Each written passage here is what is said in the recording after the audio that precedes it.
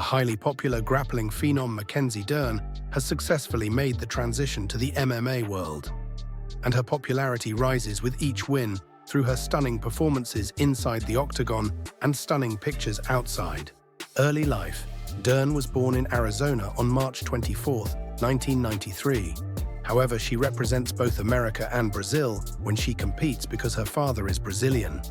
Her father is one of the most decorated Brazilian jiu-jitsu competitors of all time and goes by the nickname Megaton.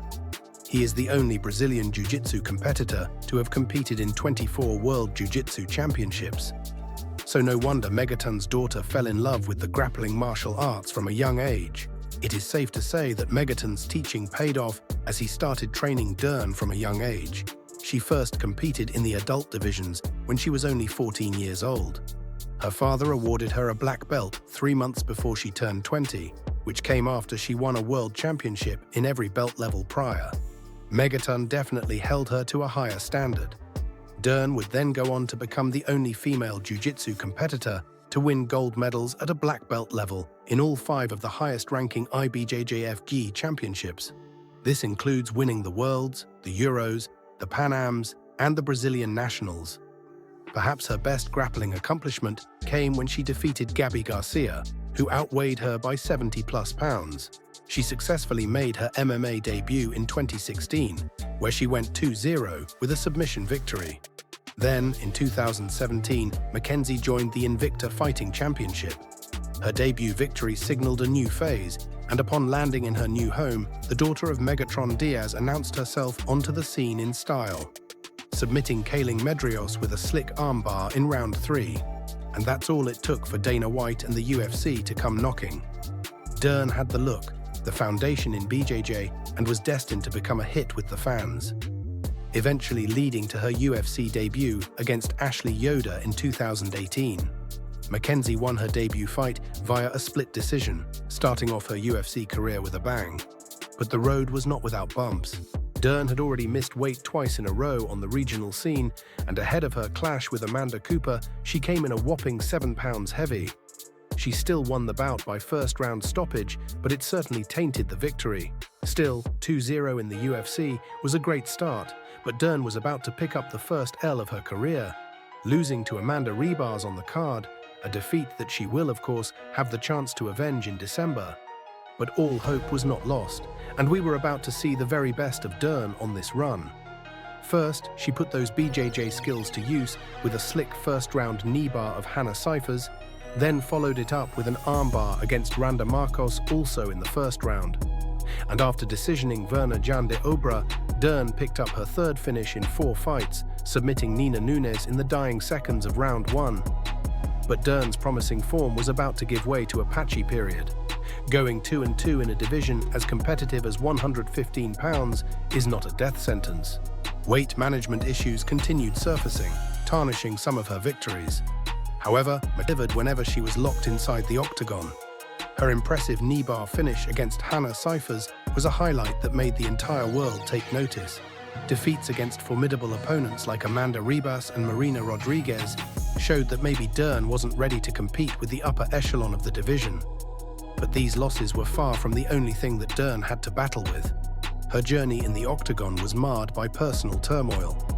As Mackenzie Dern prepared for her UFC Vegas 73 fight against Angela Hill, her personal life was in complete disarray. She was going through a very bad divorce with her then-husband, Wesley Santos, with multiple accusations of abuse being thrown around. Dern's public revelations about the turmoil she faced highlighted the different struggles these MMA athletes go through even outside of the octagon. In a very candid interview with Ariel Helwani on the MMA Hour, Mackenzie Dern recounted the harrowing ordeal she faced with her marriage.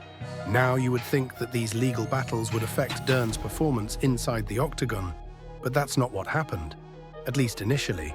Her resilience shone through in her UFC performance against Angela Hill. Channeling her personal struggles into fuel for the fight, Dern delivered a commanding performance, dominating Hill over 5 rounds.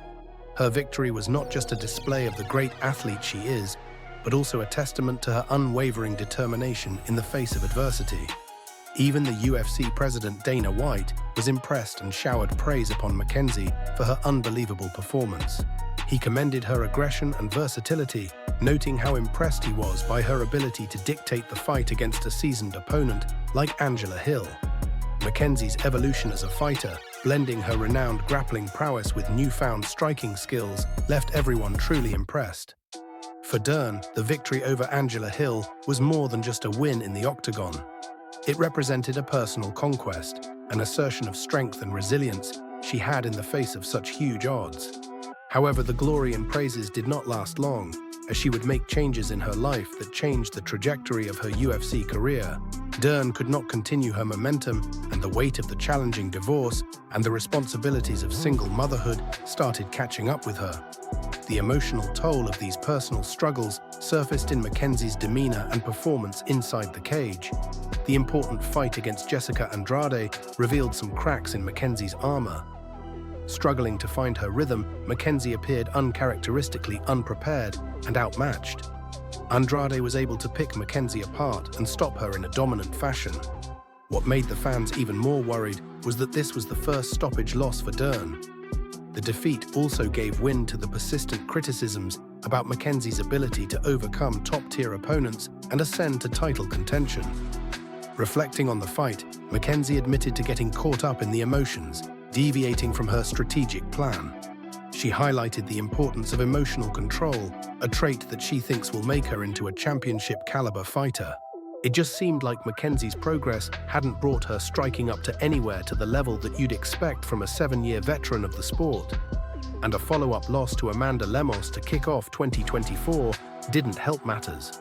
But you can't rule out an athlete like Dern, someone who is that decorated in their foundational sport, and when she managed to rebound with a win over Lupe Godinez, it was enough to remind us all that there is still potential there. Through 14 UFC outings, Dern is 9-5, with 6 performance bonuses. And with a chance at revenge against Amanda Ribas ahead of her, there is a top 5 opportunity awaiting the victor. Like Dern, Ribas has had her fair share of ups and downs in recent fights, going 3-4 in her last 7.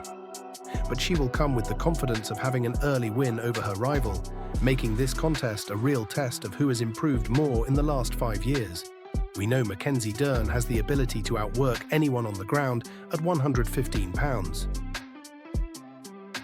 Now at 31 years old, Mackenzie Dern finds herself at a crossroads.